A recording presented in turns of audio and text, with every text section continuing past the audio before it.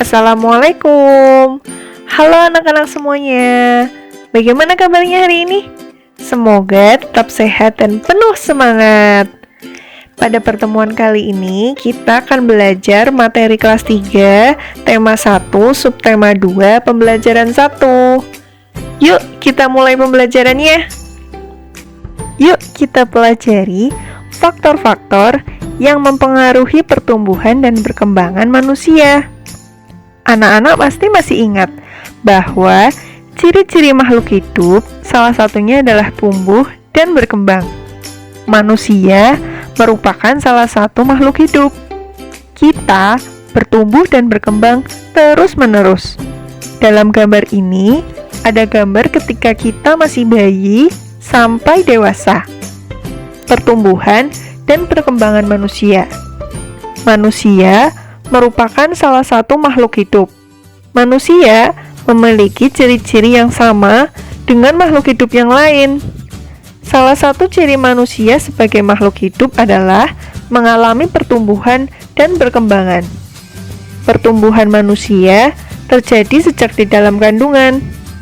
Setelah lahir, pertumbuhan manusia bertambah besar dari bayi hingga dewasa. Setelah dewasa, pertumbuhan manusia berhenti. Namun, perkembangan emosi dan pikiran manusia terus berkembang. Pertumbuhan dan perkembangan dipengaruhi oleh beberapa faktor. Jadi, manusia itu selalu mengalami pertumbuhan dan perkembangan. Mulai dari bayi, balita, anak-anak, remaja, sampai dewasa. Nanti, ketika kita dewasa, mungkin tubuh kita tidak akan bertambah tinggi. Namun, kita tetap mengalami perkembangan. Baik perkembangan secara emosi maupun pikiran manusia. Pada gambar berikutnya, ada gambar udin nih anak-anak. Apakah kamu dapat menemukan perubahan yang dialami oleh udin? Nah, itu adalah gambar udin ketika masih kecil ya anak-anak. Dari bayi yang hanya bisa digendong oleh orang tuanya, lalu bisa merangkak, setelah itu bisa berjalan. Berarti, perubahan yang dialami oleh udin sejak bayi sampai saat ini adalah saat bayi, kita belum bisa berjalan. Lalu kita tumbuh dan kita bisa merangkak. Semakin lama kita bertumbuh, kita bisa berjalan. Ini adalah perubahan yang dialami oleh udin ketika bayi. Begitu juga dengan kita. Tidak mungkin kan anak-anak ketika kalian lahir langsung bisa berjalan dan berlari? Tentu akan mengalami tahap bayi dulu. Lalu bisa tengkurap, setelah itu merangkak, lalu bisa berjalan. Selanjutnya ada gambar udin lagi nih. Apakah kalian dapat menemukan perubahan yang dialami oleh udin? Nah, pada gambar yang pertama, udin sedang minum susu. Sedangkan pada gambar yang selanjutnya, udin sudah mulai makan ya. Perubahan yang dialami oleh udin sejak bayi sampai saat ini adalah waktu kecil, kita hanya bisa minum susu dan belum bisa makan sendiri. Nah, anak-anak pasti waktu masih kecil, makannya masih disuapi oleh orang tua kalian. Saat kita tumbuh dewasa, kebutuhan makan kita pun bertambah. Dan kita bisa makan sendiri. Saat kita tumbuh dewasa, kebutuhan makan kita akan bertambah ya anak-anak. Jadi tidak cukup hanya minum, tetapi kita juga butuh makanan yang bergizi dan juga kita sudah bisa makan sendiri. Jadi, kemandirian dan perkembangannya terus bertambah. Apakah kamu mengalami pertumbuhan dan perkembangan seperti udin? Pasti mengalami ya anak-anak. Setiap manusia pasti mengalami pertumbuhan dan perkembangan seperti udin tadi. Cobalah mencari tahu dari orang tua kalian tentang pertumbuhan dan perkembanganmu dari sejak lahir sampai saat ini ya.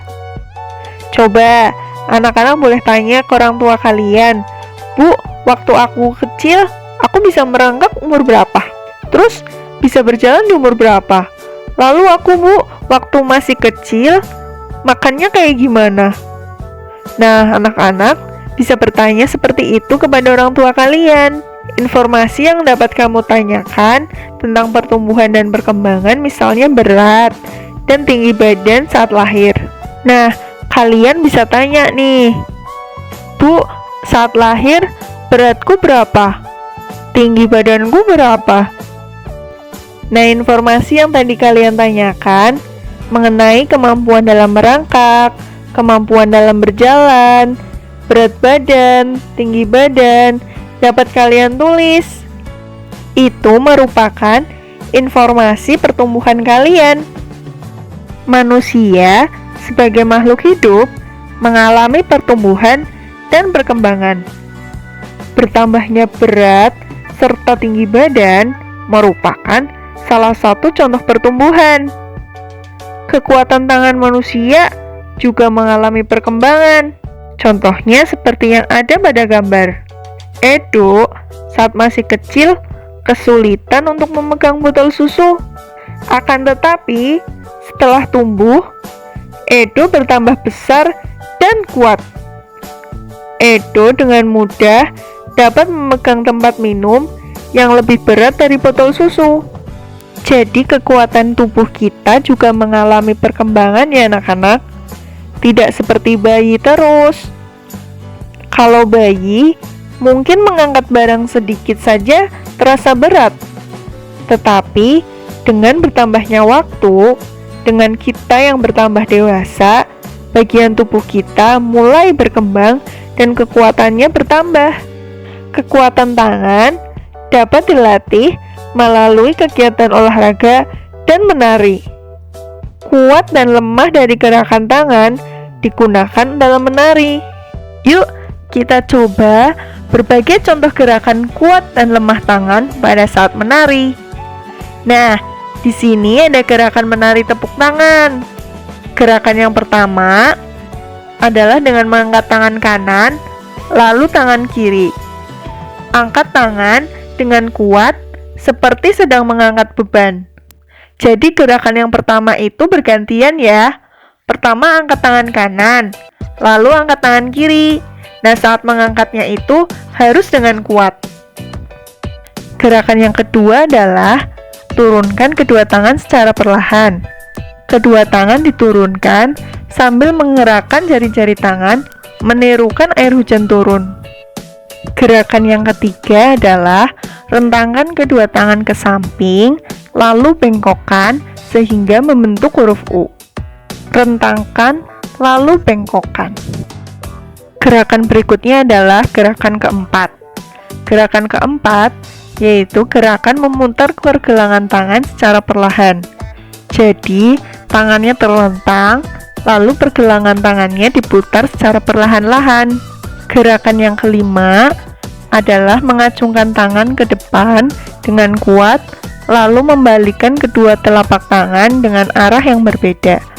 Jadi, misalkan kita mengacungkan tangan ke depan, lalu membalikkan kedua telapak tangan ke arah yang berbeda.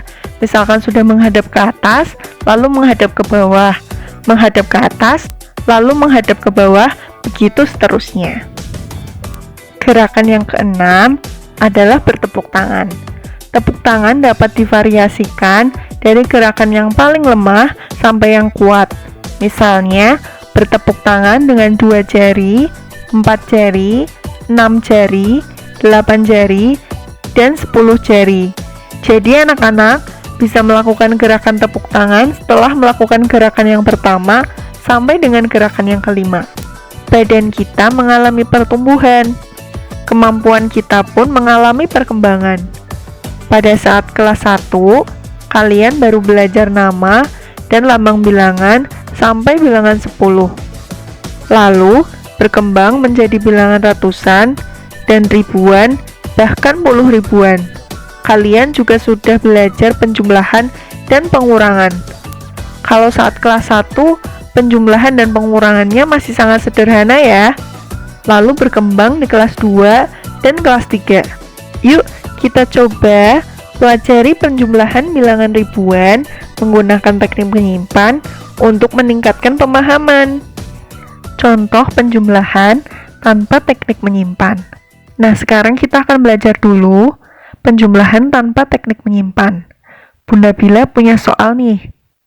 2653 ditambah 3302. Nah, kita susun ke bawah dulu ya anak-anak.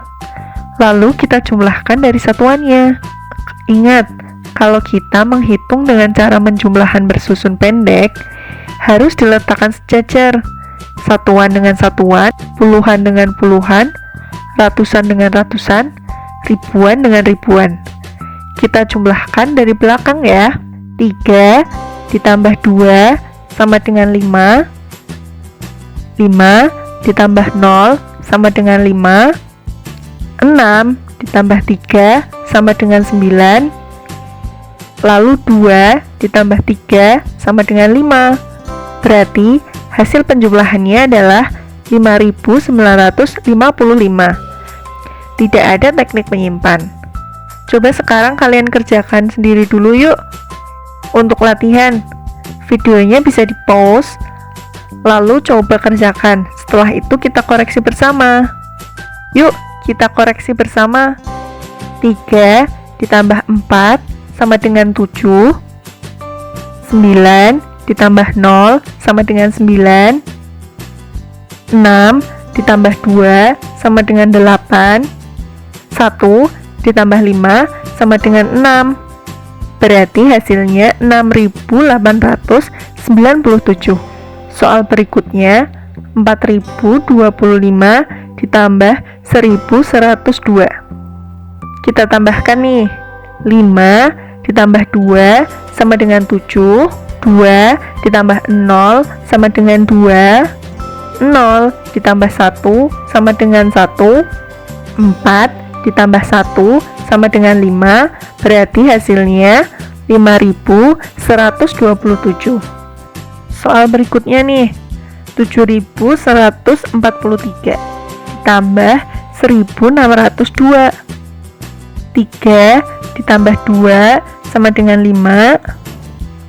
4 ditambah 0 sama dengan 4. 1 ditambah 6 sama dengan 7.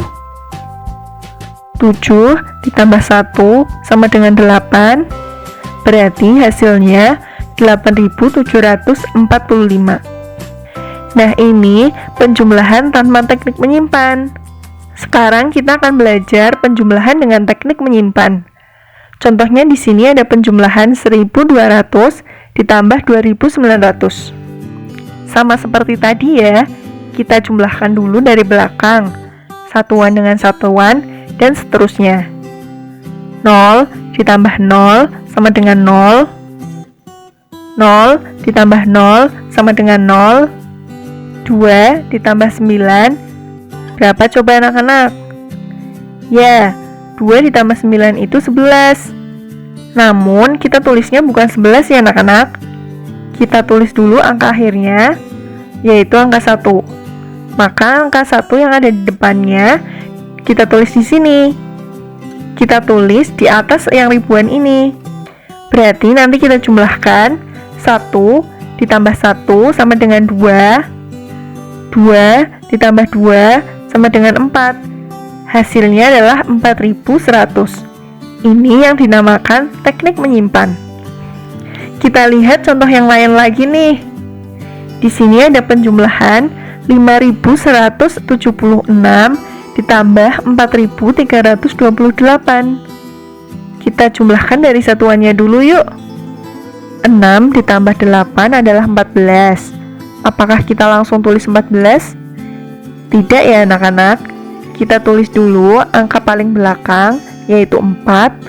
Lalu angka satunya kita tulis di depannya. Di atas penjumlahan 7 ditambah 2. Nah, sekarang kita jumlahkan yang ini nih. 1 ditambah 7 sama dengan 8. 8 ditambah 2 sama dengan 10. Berarti nolnya kita tulis di sini. Lalu kita menyimpan 1. 1 ditambah 1 sama dengan 2. 2 ditambah 3 sama dengan 5. Lalu di depannya kita jumlahkan lagi. 5 ditambah 4 sama dengan 9. Jadi jawabannya 9.504. Kita coba lagi yuk soal selanjutnya, yaitu 5.730 ditambah 2.419. 0 ditambah 9 sama dengan 9. 3 ditambah 1 sama dengan 4. 7 ditambah 4 sama dengan 7 ditambah 4 sama dengan 11. Maka kita tulis 1 dan masih menyimpan 1. Kita letakkan di sini ya. 1 ditambah 5 sama dengan 6. 6 ditambah 2 sama dengan 8. Jadi hasilnya 8.149. Lalu soal yang terakhir, 4.729 ditambah 2.863. 9 tambah 3 berapa? Ya, 12. Kita tulis 2, lalu menyimpan 1. 1 ditambah 2 sama dengan 3. 3 ditambah 6 sama dengan 9. Lalu 7 ditambah 8. 7 ditambah 8 itu 15 ya. Maka kita tulis 5, lalu masih menyimpan 1. 1 ditambah 4 sama dengan 5. 5 ditambah 2 sama dengan 7. Berarti jumlah semuanya 7.592. Itulah tadi penjumlahan dengan teknik menyimpan. Terima kasih sudah mengikuti pembelajaran hari ini. Sampai jumpa di pembelajaran berikutnya. Assalamualaikum.